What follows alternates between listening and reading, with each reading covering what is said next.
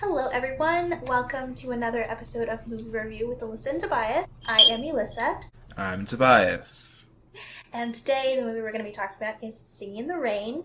Singing in the Rain is a classic movie musical. It was made in 1952, but it's set in the late 1920s. It's around the time where people in Hollywood were kind of transitioning away from silent movies into talking pictures, or talkies as they used to be called.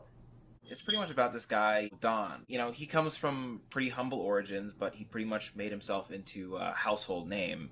Him and Lena, and they were sort of seen as like a couple, but they weren't really together. Right, and Lena's already pretty famous, right, like way before Dawn is, but she's kind of stuck up, so they don't necessarily get along, and they play the whole "oh, we're in a relationship" thing up for the publicity aspect of it.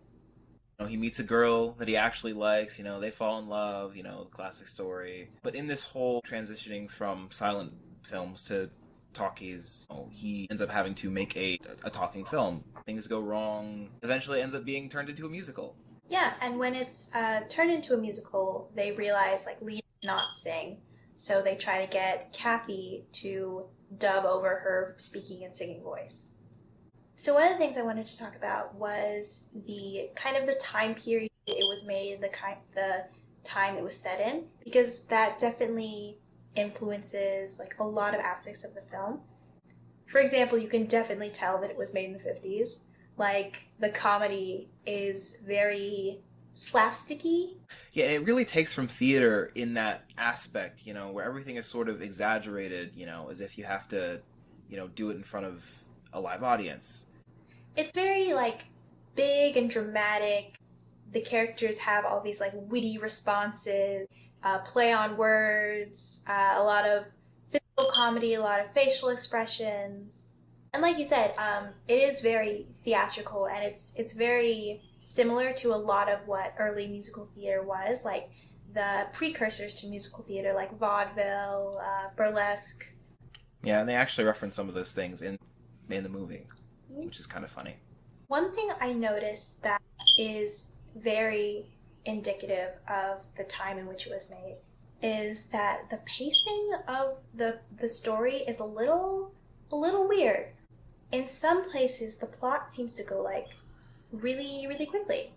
But sometimes the songs it just keep going and going and going, like longer than you would expect them to. And the reason for that is a lot of musicals in this time period, they started with the songs and then they kind of built the story around the songs rather than now where it's kind of the other way around. The songs are made to support the story and push the story forward. Early musical theater used to be a lot of popular songs. Like the line between what was popular music and what was musical theater was very blurred. Yeah, that's really interesting, and I feel like that makes a lot of sense because I feel like there are just a few songs that are just sort of thrown in there at times. Like they don't fit exactly perfectly, or like they just feel a little bit strange. Yeah, I definitely agree with that. According to like my research, like I looked up the movie a little bit. There were only two songs that were actually like specifically written for the film, and one was "Make 'Em Laugh" because they felt like the character of Cosmo needed like his own solo song. Was the other one Singing in the Rain? No, No? Really? no, that was like I think it was like the eighth time that that one had been featured in a movie musical. Yeah, that's crazy because, I mean, that's the title song, so you would expect it to have been, like, for this specifically. But Right. I guess it's just a product of the era. Yeah, I mean, it was a popular song, so people included popular songs in musicals. And like jukebox musicals didn't really exist back then, kind of like they do now, like Mamma Mia, stuff like that. So it was just a common practice. One song that I felt didn't really fit as well was the kind of modern sequence with the dream ballet part. Um, that one was just so weird to me, and I was like, every time I watch, it's like, what is happening? I am so confused. Also, the whole idea of having like a random ballet sequence in a musical was pretty common. Um, Oklahoma had one. I think The Wiz, American Paris. Another thing that's very theater-y is the way that they do a lot of the choreography for the songs. Oftentimes you'll see them sort of facing like forward towards the camera in the way that you would see like on a stage. So in the movie, one of the things they talk about is the jazz singer and how it was kind of the first talking picture to be like popular. And it definitely did have a big cultural impact. Um, and a lot of the things that we see in the movie are very historically accurate to how things were at that period, like having to hire vocal coaches and like diction coaches to help people to learn how to speak in standard American English. And a lot of actors in that time really did struggle. A lot of them weren't able to make the cut because it wasn't their area of expertise, it wasn't how they were trained. So a lot of theater actors were more equipped to do that. And it's kind of funny because at the start of the movie, Kathy is sort of talking about how film actors aren't real actors, theater is where the real actors go. It kind of makes sense when the film actors aren't even talking. They aren't able to use that part of communication that is so important. Yeah, it's a completely different skill set. Like when you're in a silent film, you have to be able to convey exactly what's happening with just, your facial expressions, your body language. With a talking picture or theater, you have a lot more tools at your disposal. You can use your voice, your inflection, all of these things that in silent films just aren't available. This is a side note, but I really love the name talkies for talking pictures. And like, you don't really notice stuff like that. Like, but if you think about it, we call movies movies. Like, it's a moving picture, and we call it a Right. movie. That's just so fun to me. It's really funny when you think about terms like that, and we use them every day, but it's like, when you think about it, it's just odd. And it's one of those things that's so iconic. And there's a lot of things that are iconic about this movie. It's a classic. It really doesn't take itself that seriously. You know, there are scenes that are so silly, and especially with the theater-esque choreography, it all comes together to feel very fun and active and alive. And so you have things like Lena trying to learn how to speak and like make them laugh and like so many different scenes that are just so well known. Yeah, I love like some of the jokes that they have. Like it's just such a fun movie. It's like it keeps you laughing and it keeps you entertained and it keeps you engaged. One of my favorite jokes was like when Lena was talking to Don and she was like, "What are you talking about? You like this other girl? Like, what about everything that's between us?" And he's like, "There's nothing between us, just air." Another thing that this movie talks about is the idea of ghost actors. Actors who would lend their voice to other actors on the screen, where you'd be seeing one but hearing a completely different actor. One interesting thing about this movie is that in the scene where, Kathy is speaking and singing for Lena, that's not actually Kathy. Like, the speaking voice is Lena's actual real voice, and the singing voice is a completely different actress.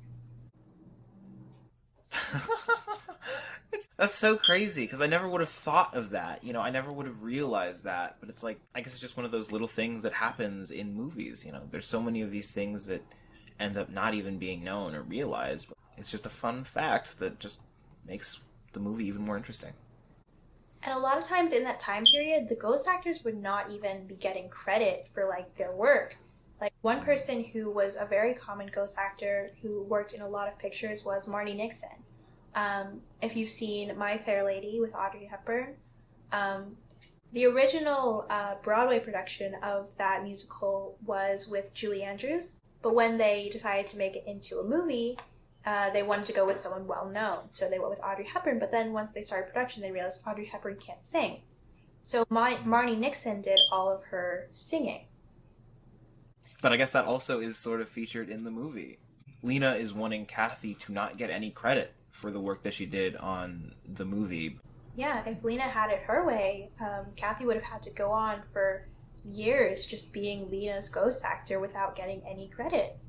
So there's some really funny random details that I noticed just while watching the movie. Like, so for example, it seems like the characters are just wearing tap shoes all the time. Like, whenever they go into choreography, all of a sudden their shoes just start, doing the clicky clicks. Yeah. Also, there's a lot of scenes that are done in sort of one take. I'm guessing that would have taken a really long time, but it also just emphasizes the theateriness of it all because it's like just panning the camera versus like going to another shot, which makes it feel like you're, watching a Yeah. show in theater. And when they did that, they didn't want to do like a whole lot of editing for the dancing pieces. So when they like messed up or like made a mistake, especially like in the Good Morning number when all three actors are like tapping in sync, if any one of them made a mistake, they would have to like start completely over. One interesting fact about the movie is that Donald O'Connor, the person who played Cosmo, he was actually a smoker. And by his own admission, he was smoking like 4 packs of cigarettes a day at the time of shooting. So when they shot Wake 'em Laugh, he had to be hospitalized for like a week after filming. So taxing. Wow. And they couldn't even use all of that because something happened with like the negatives, so they had to shoot it again. Oh, that's awful. Another interesting fact is Debbie Reynolds, who played Kathy, she was only 19 at the time. Wow. 19? Yeah. And then Gene Kelly, who played John, he also was the director, in addition to being, the lead. Apparently, he was pretty much a perfectionist. Wow, that must have been intense. Yeah. I mean, you don't hear about that a lot. My first thought goes to Lin-Manuel Miranda in, like, Hamilton. Yeah. And it's like, how do you even do that, I wonder? Right. Because you have to be directing, but you also have to be on stage. Yeah, but he was pretty strict about a lot of things. Yeah. Well, I guess it paid off. Yeah. So what would you say was your favorite song? My favorite song was probably Singin' in the Rain. I think that the way that they illustrate, like, his emotions and the way that he's feeling is just really... It's done really well. It's like he's in this awful situation, but he's just happier than he has ever been. It's like this thing that has been missing from him for so long, and then finally he finds it with Kathy. Yeah. Great. And the rain. I love the rain. Practical effects. Love it. What about you? So my favorite song is probably Good Morning. Just like when the three of them are singing and being goofy and slap happy in the middle of the night. It's pretty great. And also like, the dancing in the number and just like their chemistry. It's really nice. Yeah, it's all done really well. And you also see a lot of those like one-take scenes, so it all feels very smooth. Like there aren't like drastic cuts. So what is your least favorite song?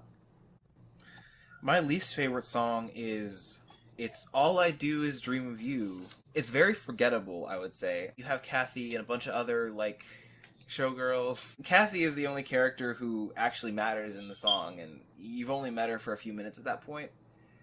And also the song is just only okay, and the choreography is only okay. It's alright. My least favorite song is definitely the Broadway ballet number, just because it was confusing. I didn't know why it was there. It went on entirely too long. I was like, how does this fit into the story at all?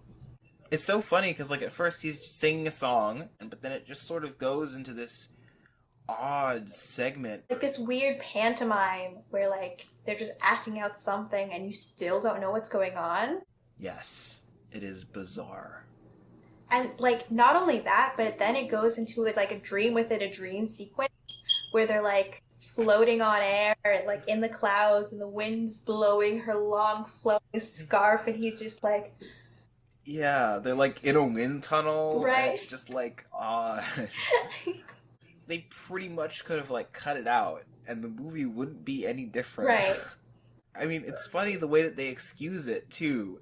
It's like Dawn is like, okay, I have this idea for a scene in the movie, and then they go into this crazy sequence, and then at the end of it, he's like, okay, so what do you think?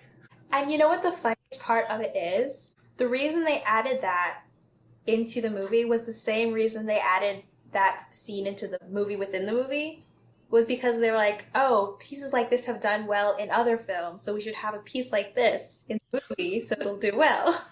I think their kind of template for that was An American in Paris, which was kind of Gene Kelly's previous movie that he had worked on. So, do you have any closing thoughts? This is a good movie. I enjoy it very much. It has some things about it that are kind of strange, but it all comes together to make something that is very good. I enjoy it very much. It's a good movie. Yeah, I definitely also enjoyed this movie as well. It's definitely a classic for a reason. It's very enjoyable, very entertaining, although there are some things that are a bit strange. I mean, it's definitely a product of its time. Some things that are just kind of bizarre or we just wouldn't do today.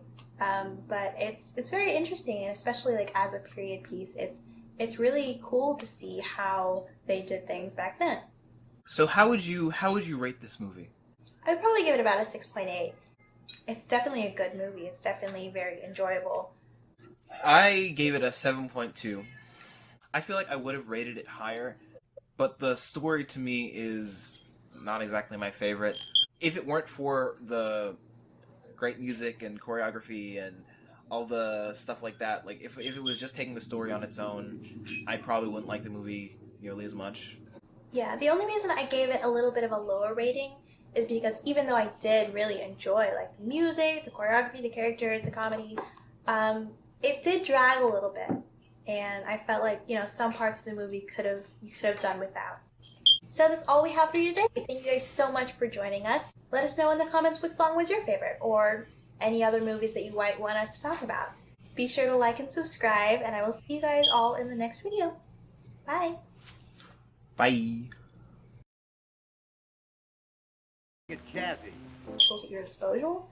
Doing the clicky clicks. Yeah.